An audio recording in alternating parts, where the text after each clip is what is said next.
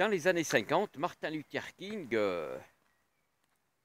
avait fait un discours où il disait I have a dream, j'ai fait un rêve. Et 50 ans plus tard, une cinquantaine d'années plus tard, un monsieur nommé de 46 ans, nommé George Floyd, voilà, George par son prénom et Floyd par son nom. Donc en plus son nom, je crois qu'en français, ça veut dire flamand, quoi, Floyd.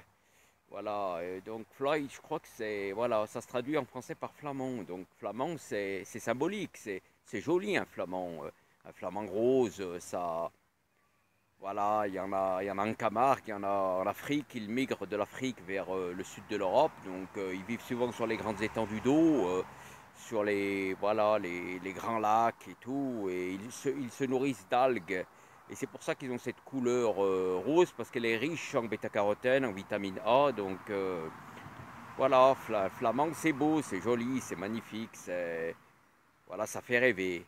Et ce George Floyd, c'était peut-être un rêveur, quoi, je ne sais pas, c'était, en tout cas, voilà, son nom, ça veut dire flamand en français, donc ce George Floyd qui a été, ce monsieur de 46 ans, George Floyd, qui a été étouffé par, je veux dire, asphyxié par un policier qui l'a étouffé, quoi, qui l'a, voilà, qui l'a exécuté, quoi. Donc ça, vraiment, on se dit que ces problèmes de comportement dans la police, cette police, voilà, aux mentalités extrémistes, donc c'est vraiment un problème.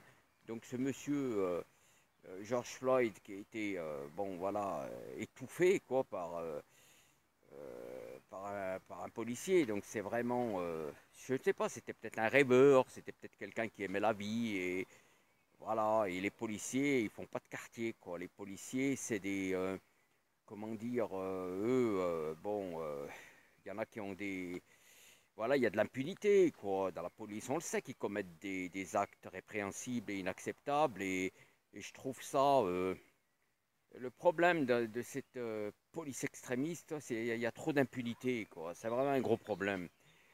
Et donc, à travers le monde, il y a des manifestations, il y a beaucoup de gens qui protestent contre ce racisme institutionnel, quoi. Et donc, à travers le monde, il y a une prise de conscience. Voilà, et je trouve que c'est nécessaire parce que avec, je veux dire, le vivre ensemble et la population mondiale, si on ne trouve pas des compromis, je veux dire, des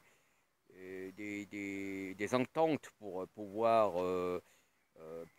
vivre en paix, je veux dire, et objectivement pouvoir avoir une vie, je veux dire, une vie correcte, quoi.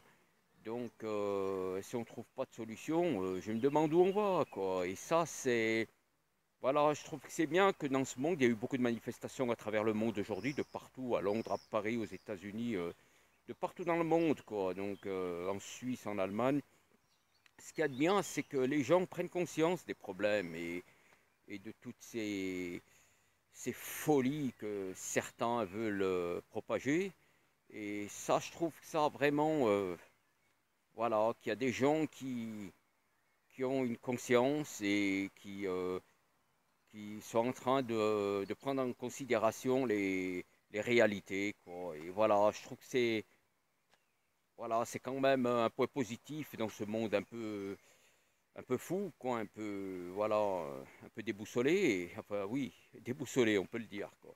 Et donc, il faudrait que dans la population mondiale, beaucoup d'êtres humains, voilà, se mobilisent et prennent conscience des réalités et de certains problèmes. Voilà les amis, c'était mon message. J'espère que ça vous aura plu, que ça vous fera réfléchir. Allez, à bientôt, à bientôt.